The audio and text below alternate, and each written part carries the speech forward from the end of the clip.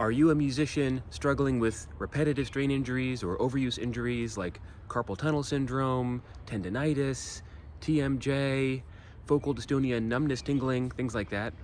And are you losing all hope because nothing you try really seems to make a difference and you're worried that you might even have to give up playing music? Well, you've come to the right place, because by the end of this video, you're going to have full confidence that you can relieve these injuries fully, completely, and permanently, and never have to worry about them again. So you can get back to playing music, playing freely, and enjoying this thing that you love so much, playing music. And so, like I said, by the end of this video, you're going to have that confidence, and part of what's going to give you that confidence is hearing my story, because I'm a violinist. My name is Joseph Arnold. I'm a violinist, an Alexander Technique teacher, and I used to be in your position. Many years ago, I was in college. I was playing violin for many hours a day, practicing hard, and pretty soon I started to have pain in both arms. My doctor called it lateral epicondylitis, which basically meant owie here, right? A useless diagnosis, because I already knew that. You know, my violin teacher wasn't any help. He said, you need to learn how to relax, which I guess was true. But again, he didn't tell me how to relax. And so I saw all kinds of doctors and physical therapists and chiropractors and massage therapists and shiatsu, Pilates, yoga. I wore a tennis elbow brace. I took over-the-counter pain medications.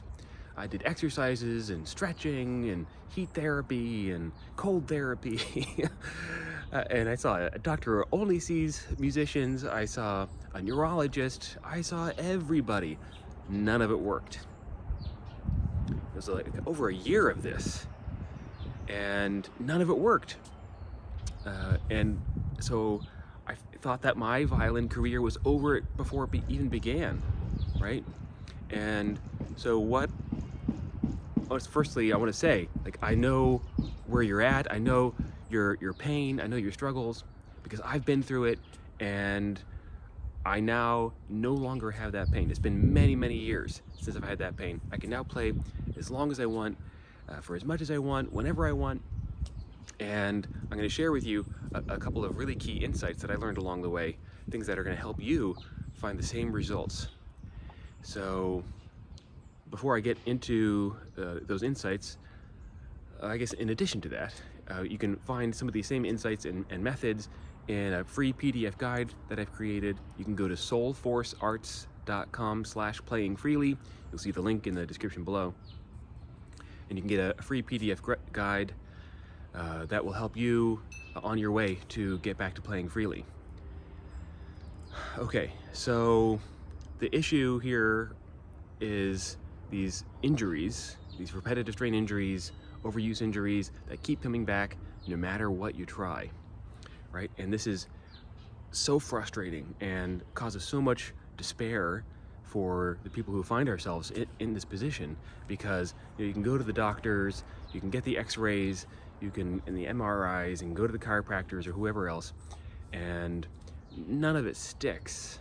Maybe you get some temporary or partial relief, but it just keeps coming back. And this right there is the clue to the first key principle that you need to understand, is that you have to get to the root cause of the pain. You have to get to the root cause, or else it's just going to keep coming back. And what is the root cause? So basically, you're using force instead of freedom in your playing. And that can happen at the level of your body. You get really tight in your body. I mean, that used to happen to me. I used to play violin like this, all scrunched up and tight. I was just really trying so hard. And the thing is, I didn't even realize it, because I was so used to doing it that way. The first clue that I had that I was trying too hard was the pain that I had. And by that time, it was already too late, in a sense. So this gets to the nature of habits, right? A habit is something you've done many, many times. It's repetitive, it becomes automatic, and it's something you've learned, and it becomes unconscious over time. And so you're using force habitually. You've learned to play your instrument, to use your body in ways that are forceful rather than free. And it's not just your body, but it's your beliefs. Like, for example, if you believe that, like, at some level, you're just not good enough, that you're not worthy of love, and violin or piano or guitar or playing music has been this way for you to show that, hey, I am good enough, I am worthy of love, then you're going to be putting all this tension and stress into your music unconsciously. You have this belief, and it causes a certain way of playing, a certain mindset, certain effects on your body, getting stressed and tense, and you're bringing that to your music. And this is what's contributing to that forceful way of playing. So what's so important to understand is that it's really like the whole of you, every level of you, your body, mind, soul, your beliefs, your emotions, your body movements. And unless you change the quality of your whole being, it sounds complex, but it really isn't. Unless you change that, you're going to continue playing in a forceful way, and the pain will just keep coming back. All right, so you need to get to the root cause. It's that forceful way of playing, and it happens at many levels of your being, and not just the place where it hurts.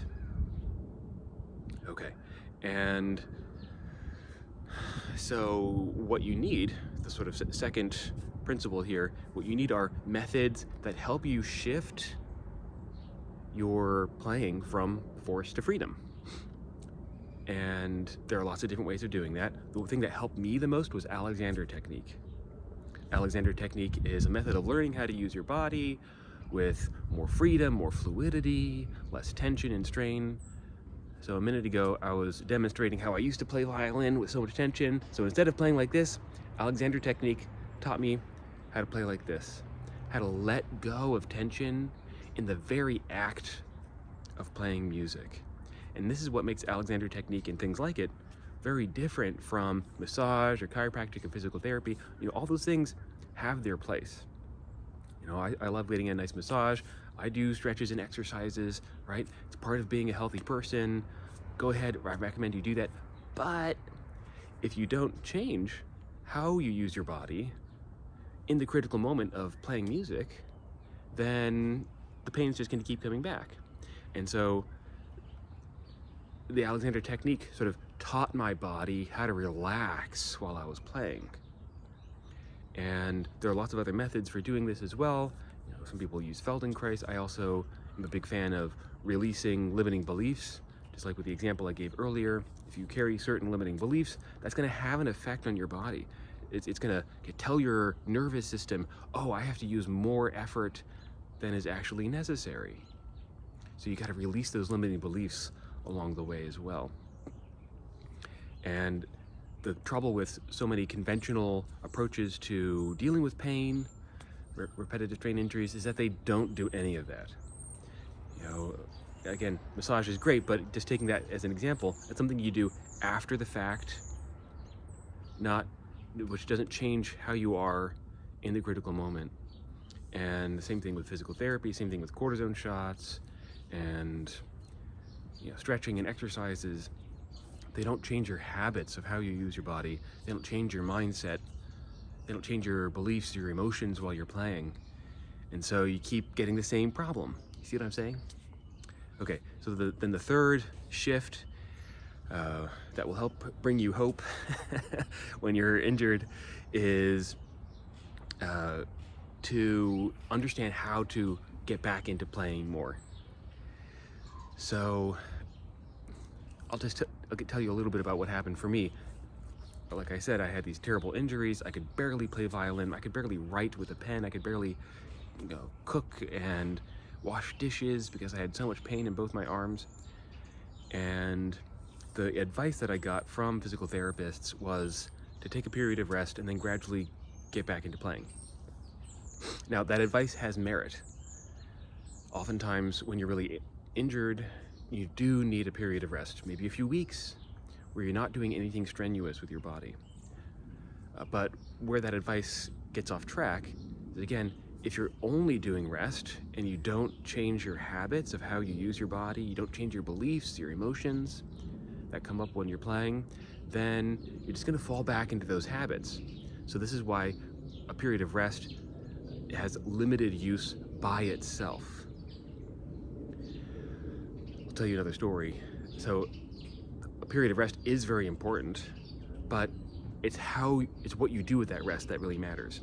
So Bruce Lee apparently had a really terrible back injury, at the height of his career, or as he was becoming more popular.